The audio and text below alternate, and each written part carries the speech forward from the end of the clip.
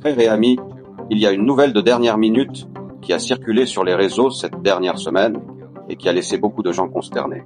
Et oui, même si cela a à voir avec la politique, je considère que cela a beaucoup plus à voir avec quelque chose de prophétique et du temps de la fin, c'est-à-dire quelque chose de prophétique. Un nouveau maire socialiste, musulman et surtout anti-Israël vient d'être élu pour la ville de New York, la plus grande ville du monde. La grande question est, quel rapport cela a-t-il avec les prophéties de la fin des États-Unis, d'Israël, etc. Qu'est-ce que cela a à voir avec la Bible? Je vais ensuite commenter certains détails de cette nouvelle que vous n'aviez peut-être pas entendu sur les réseaux, puis je vais vous donner 3 raisons pour lesquelles cette nouvelle est extrêmement pertinente pour les prophéties de la fin des temps. Et la dernière d'entre elles, la 3e, a beaucoup à voir, attention, avec ce que nous croyons qu'il va se passer aux États-Unis en ce temps final. Donc s'il vous plaît, restez jusqu'à la fin de cette vidéo. Très bien. Qui est le nouveau maire de New York? Son nom est Sohram Mandari, un politicien démocrate de religion musulmane, né en Ouganda, en Afrique, de parents originaires de l'Inde, et qui est venu aux États-Unis à l'âge de 7 ans. Un homme qui, bien qu'il ait été connu initialement pour sa musique, pour être rappeur, vient de remporter les élections comme maire de la plus grande ville des États-Unis, peut-être la ville la plus connue internationalement.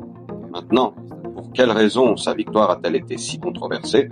Ce n'est pas à cause de son origine, ni de quoi que ce soit de personnel, mais plutôt à cause de sa position sur des questions de grande importance. Par exemple, cet homme a une position socialiste en politique, et quant à sa position sur Israël et le Moyen-Orient, il ne soutient pas Israël, il ne défend pas Israël dans ce conflit du Moyen-Orient. C'est un ami de la Palestine, et il a d'ailleurs dit qu'il n'avait aucune intention d'aller en Israël, ce qui fait que, disons, ce n'est pas un politicien pro-Israël, mais il a plutôt démontré le contraire à maintes reprises. Mais en ce qui concerne les principes bibliques ou moraux, cet homme, tout au long de sa campagne, s'est montré très en faveur de tous ces péchés promiscues qui existaient à l'époque de l'eau. Vous savez de quoi nous parlons. C'est curieux de voir comment toutes ces choses, disons, vont de pair. Ces idées qui oppriment le peuple, ces idées contre la liberté, ces idées qui donnent de la fluidité au péché et à la promiscuité, ainsi que ces idées anti-Israël. Par conséquent, comme vous pouvez le constater, cette nouvelle n'a pas seulement été une controverse dans le domaine de la politique, mais aussi à cause des principes que cette personne défend. Des principes anti-Israël, des principes anti-dessein original de Dieu pour le mariage, anti-sainteté, anti-pudeur, anti-liberté, etc. C'est pourquoi c'est une nouvelle qui, bien qu'étant politique, a beaucoup à voir avec les principes bibliques et la relation de ce pays avec l'État d'Israël. Maintenant, quelle pertinence cela a-t-il avec la prophétie biblique pour le temps de la fin? Je vais vous commenter ensuite 3 raisons pour lesquelles ce qui se passe s'ajoute à une série de signes qui pointent vers les prophéties de la fin des temps. Oui. Et la 3e a beaucoup à voir avec le destin de la nation américaine. Alors, s'il vous plaît, soyez très attentifs. En premier lieu, le fait qu'un maire musulman ait été élu pour la plus grande ville des États-Unis a beaucoup à voir avec ce qui se passe déjà au Moyen-Orient et dans le monde entier. L'islam et le Moyen-Orient connaissent un essor impressionnant, accomplissant ainsi ce que la prophétie biblique a dit qu'il arriverait au temps de la fin.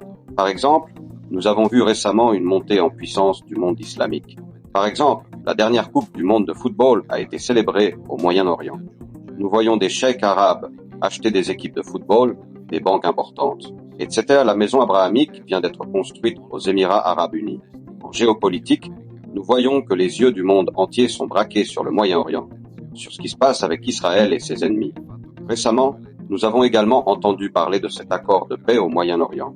De plus, des pays européens comme l'Espagne, la France, l'Angleterre, bien qu'ils se soient déclarés des pays, ou plutôt un continent post-chrétien, nous voyons comment l'islam est curieusement en train de balayer ces pays, convertissant beaucoup de gens à l'islam. Et maintenant, un socialiste musulman est élu maire de la ville la plus grande, et peut-être la plus significative des États-Unis. Et ce n'est pas une coïncidence. La Bible dit déjà que la 4e bête que vit Daniel, le prophète, se relèverait à nouveau. Et cela signifie que la région qui gouvernait autrefois Rome, à savoir l'Afrique du Nord, le Moyen-Orient et une partie de l'Europe, allait se relever à nouveau, et que l'Antéchrist en émergerait. C'est pourquoi nous assistons à un déclin progressif de l'Occident, des États-Unis.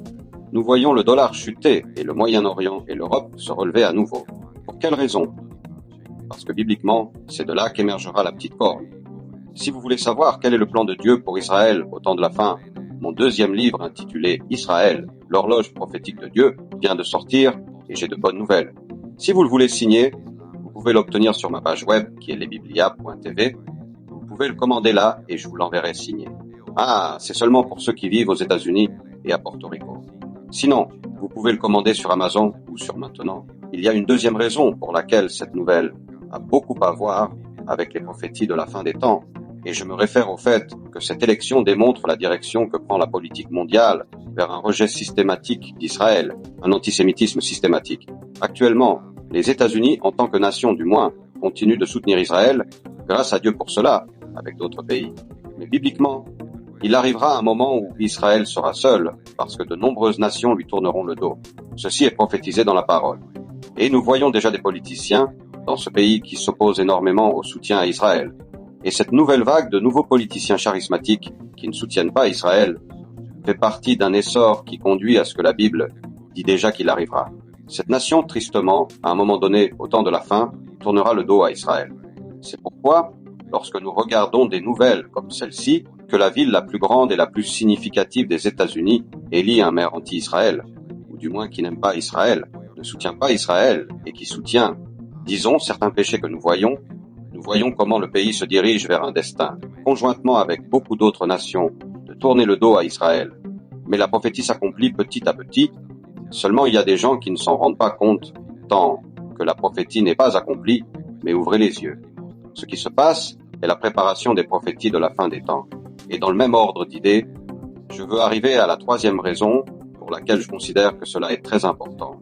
En ce qui concerne le temps de la fin, les prophéties de la fin des temps. Et c'est que ce qui s'est passé fait partie du début d'une triste chute que nous voyons déjà aux États-Unis. À quoi je me réfère? Premièrement, une chute spirituelle.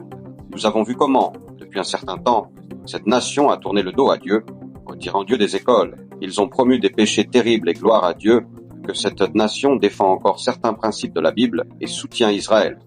Mais nous voyons comment la nation demande maintes et maintes fois un changement d'origine, une nation fondée sur de bons principes bibliques, chrétiens et familiaux. Mais tout cela conduit également la nation à une chute finale en politique, car les prophéties de la fin des temps soutiennent que les États-Unis n'apparaissent pas comme une puissance mondiale dans la dernière semaine de Daniel ou au temps de la fin. Et cela parle d'un possible déclin qui surviendrait aux États-Unis à un moment donné, malheureusement. Et je veux vous dire que tant que cette nation continuera à chercher Dieu, tant qu'il y aura un reste dans cette nation, tant qu'il y aura des dirigeants qui crieront à Dieu pour la miséricorde, et défendront les principes bibliques, et défendront Israël, la miséricorde de Dieu sera sur cette nation. Mais le jour où les États-Unis retireront leur soutien à Israël, et approuveront encore plus ouvertement certains péchés abominables, ce serait tristement la fin d'une nation fondée sur de bons principes. C'est pourquoi il faut prier pour cette nation tant aimée. Il faut prier pour que Dieu place des dirigeants qui défendent les principes bibliques, des dirigeants qui promeuvent des principes en faveur de la famille, en faveur d'Israël, afin que la miséricorde de Dieu continue d'être prolongée sur cette nation. Mais bon, ce qui se passe à New York est un signe de plus qui annonce que le monde va dans une direction. Pour quelle raison? Parce que les hommes ont préféré les ténèbres à la lumière, parce que leurs œuvres étaient mauvaises. Et la Bible l'annonce déjà que les hommes aimeraient la méchanceté, que la méchanceté augmenterait au temps de la fin. Mais tout cela se conclut par une grande vérité, et c'est que Christ revient bientôt. Par conséquent, ce que nous voyons fait partie de l'accomplissement prophétique. Le Seigneur revient bientôt pour l'Église, et c'est un beau message d'espérance. Christ revient bientôt pour son peuple. Alors allons-y, encourageons-nous car le temps est proche. Il faut prêcher maintenant, il faut prier, il faut persévérer. Le Seigneur revient bientôt pour son peuple.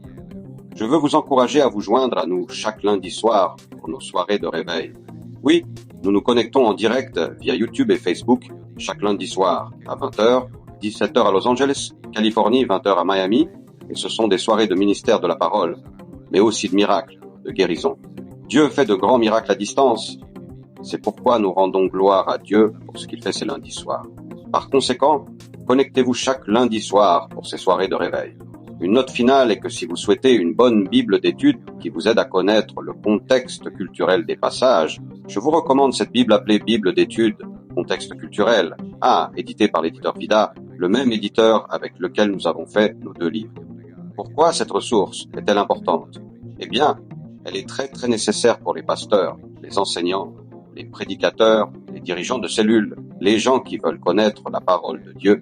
Dans cette Bible d'études, il y a des cartes, il y a des commentaires bibliques vraiment impressionnants. Et ici, vous pouvez trouver des détails très profond concernant le contexte culturel de certains passages, et croyez-moi, cela vous aidera. Bible d'études contexte culturel.